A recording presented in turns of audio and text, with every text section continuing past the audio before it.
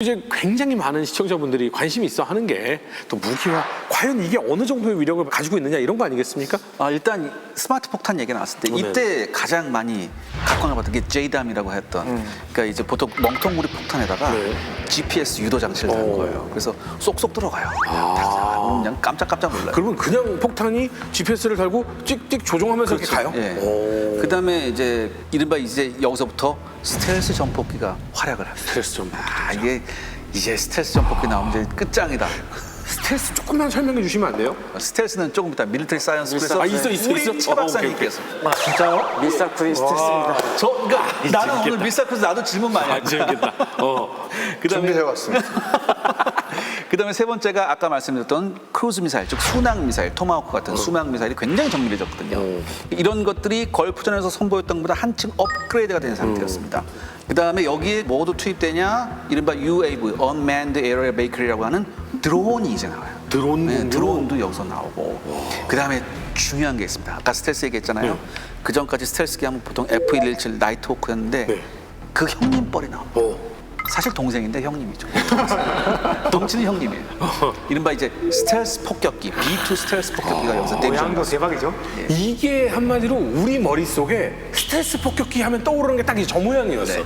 근데 특히 이 B2 같은 경우에는 이제 B2는 해외 전개가 굉장히 민감했어요. 미국 입장에서. 이게 별 두 개 달아도 공군 별 두 개 달아도 근처 못 가요. 이거 보고 가서 만져볼게.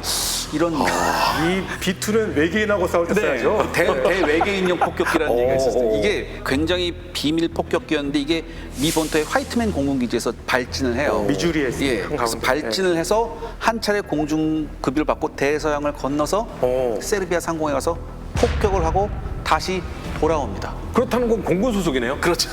그렇잖아. 공군이면 나오잖아. 야, 그 바다에 착륙을 왜 공중급유하고 다니지? 그렇죠. 이 공군이죠. 한마디로 미 본토에서 세르비아까지 착륙 없이 공중급유 받으면서 출퇴근 폭격을 한 거죠. 그러니까 보통 이게 대륙간 폭격이라고 한다고 하죠. 당시에 총 19기밖에 없었어요. 근데 이 작전에 참여했던 B2가 6기밖에 안 됩니다. 그럼에도 어마어마한 효과를 가져오죠. 자, 이 면면을 보면 말이죠. 진짜로 영화에 등장할 것 같은 그런 비행기들이 지금 많이 보이고 있는데 저희 역전다방에는 샤를 극장이 있습니다. 나토군 주력 전투기의 비화 뭐 이런 거 없습니까? 네, 일단 이제 F-18 요번에 톰 크루즈 형님에서 탑건 2에 나왔던 그 비행기의 탄생 비화를 한번 얘기해 볼게요. 원래 미 해군은요.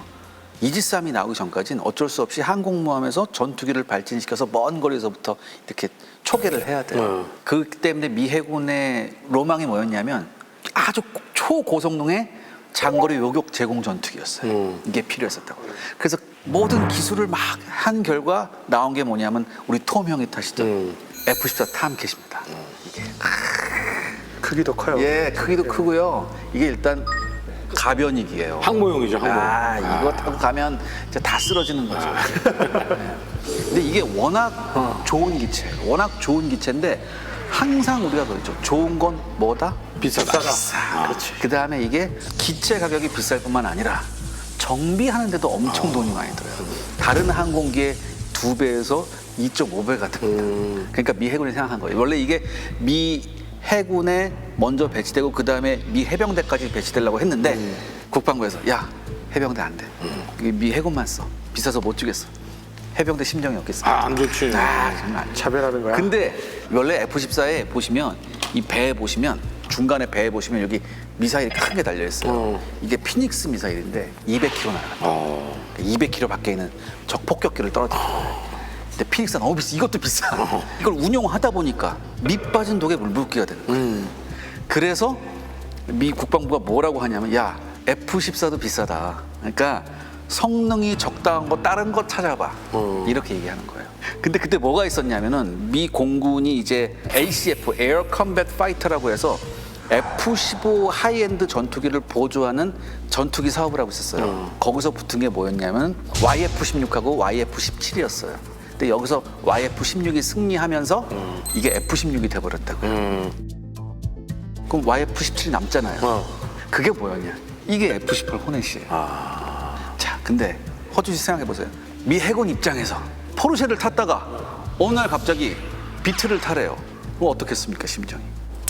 자괴감도 좀 오고. 네. 내가 잘 산 게 맞나 네. 뭐 이런 생각도 들고. 써보니까 불만이 많은 거예요. 너무 불만이. 왜냐하면 일단 폭장량도 예전 같지가 않고 항속거리도 짧고 이게 다 불만이야. 그래서 얘를 나중에 개량을 한번 해요. 전체적인 전투기의 사이즈를 25% 키운다고. 그게 바로 이제 우리 톰 형이 탔던 F-18 슈퍼 호네츠예요. 아무튼 이렇게 해서 F-18이 원래 해군이 원하지 않았지만 울며 그 작업으로 떠안아서 하게 된 게 바로 F-18이다. 이렇게 말씀드릴 수 있습니다. 영화에서는 엄청 홍보하고 막 자랑스럽게 막 나오더니 알고 보니까 약간 이거 남이 준 떡이네. 처음에는 좀 그랬는데 나중에 한번 개량했잖아요. 슈퍼호넷으로. 그 미 해군의 반응은 그럭저럭 쓸만하다. 이렇게 나왔어요. 요거 궁금해하시는 분들 있을 것 같아요. 똑같은 전력이다라고 기준을 두고 하늘에서 공격을 하고 지상에서 방어를 하는 지금 상황이잖아요. 그러면 똑같은 상황이면은 어느 쪽이 조금 더 편하다, 유리하다 이게 있어요? 사실 무기로서 항공기의 존재감이 드러난 게 2차 대전이잖아요. 그때 당시에는 예를 들어서 지상 부대에 적 비행기 한 대만 떴다. 그럼 지상은 그야말로 아비규환으로 보였어요. 충격이 엄청나요. 네. 그때 2차 대전 초반에 영국군이 뭐라고 증언하냐면 독일군 스투카가 나죠. 난 저놈의 사이렌 소리만 들으면 오줌이 나온다. 덩케르트 보면 그거 많이 나오죠. 죽을 것 같다. 지진다. 네, 차라리 날 죽여라 막 이러거든요. 그래서 굉장한 그 시달려요. 그런 거 시달렸는데 동시에 뭐냐면 항공기 조종사들한테도 악몽이 시작됩니다. 왜냐? 2차 대전 때 레이더가 나왔어요. 그다음에 이 레이더하고 대공포하고 연결해가지고 예전만큼 쉽지가 않아요. 이제 지상 공격을 하는 비행기들. 그런데 2차 대전까지만 하더라도 그나마 대공포를 쐈기 때문에 견딜만 했어요. 확률이 떨어지니까 명중. 견딜만 했어요. 근데 비행기가 제트기가 된 시대가 왔어요. 대공포가 따라가지 못할 만큼 빠르지. 다른 수단을 찾아야죠. 그래서 1950년대부터 뭐가 나오냐? 50년대 말에 미사일이 나오죠. 이제 근접 시간 과제 안 되는 거예요? 전혀 시간 안 돼요. 근접해서 터지면 이미 지나갔어. 그러니까 뭐야, 근접 안 된다? 정확한 말씀이에요. 쫓아가자. 쫓아가야 된다. 그래서 50년대부터 미사일이 나오기 시작했어요. 근데 처음에 미사일이 나와서 이걸 비행기에다 탑재를 해서 공중전끼리 해봤는데 문제는 뭐냐면 적 폭격기가 우리 영내로 들어왔을 때 이걸 어떻게 막냐. 우리가 만약에 공군력이 없으면. 그러니까 뭐예요? 이제는 땅에서도 미사일을 쏘자. 이렇게 변했죠. 그래서 60년대 본격적인 지대공 미사일들이 나오기 시작합니다. 그래서 이 지대공 미사일이 보통 이제 적외선 추적식도 있고 레이더 추적식도 있는데 심지어 보병까지 어깨에 짊어지고 쏘는 미사일까지 나옵니다. 그러니까 이제 항공기 조종사들한테 악몽이 시작됐었는데 악몽이네. 근데 이 악몽을 처음에는 생각을 안 했어요. 처음에는 항공기 조종사들이 야 그래서 땅에서 쏘는 거 뭐 그냥 도망가면 되지 않을까 이런 생각을 했단 말이죠. 베트남전이 터지고 나서 이게 꿈이었다는 생각이. 미사일이 비행기보다 더 빠르니까. 미사일이 야무지게 쫓아옵니다. 그다음 중요한 게 뭐냐면 67년 요때 베트남전이 한창 있었을 때 또 똑같은 곳에서 중동전, 3차 중동전이 일어났었거든요. 이스라엘이 당했던 거. 아니야. 6.1 전쟁. 그 전에. 그 전에. 왜냐하면 소련이 베트남하고 이집트한테 똑같은 지대공 미사일을 줬어요. 똑같은 지대공 미사일을 줬는데 이집트는 교육을 등한시했어요. 그래서 적 이스라엘 공군기가 나타났을 때 조작 방법을 몰랐어요. 그래서 당했거든요. 근데 북베트남은 이걸 악착같이 배웠어요. 악착같이 배워서 이것으로 아주 큰 전과를 올립니다. 여기서 사실 미 공군이 그때 처음에 싸했어요. 우연이겠지? 라고 했는데 불과 6년 후에 1973년에 방금 말씀하신 제4차 중동전이 일어나죠. 여기서 이스라엘 공군기가 일주일 만에 100대가 떨어집니다. 그 막 선 연결해가지고 이렇게 미사일 쏘는 그거에 많이 맞았던 거. 그거는 대전차 미사일. 이건 또 아니야? 네. 뭘 그러니까 어려워. 허준 씨, 사람이란 게 시간이 지나면 기억에 왜곡이 생겨. 자주 방법 좀 해줘요. 알겠습니다. 자, 근데 이게 뭐였냐면 베트남전의 교훈이 있고 나서도 미국이 하나 등한시한 게 보통 이제 지상에서 미사일을 발사하면 이제 레이더를 쏴서 비추거든요. 그럼 적 레이더파가 왔을 때 이걸 경보해주는 장치가 있어요. 근데 미군 항공기 중에 일부는 있었고 일부는 없었다. 경보 장치가 없는 항공기들이 막 떨어진다. 더군다나 경보 장치가 있는 항공기들도 오류가 발생하기 쉬웠단 말이죠. 그래서 미군이 생각한 거예요. 이거 만약에 소련하고 전쟁을 우리가 하게 된다면 어떻게 될까? 시뮬레이션을 해봤어요. 개전 한 달 만에 미 공군 70%가 없어진다는 게 나와요.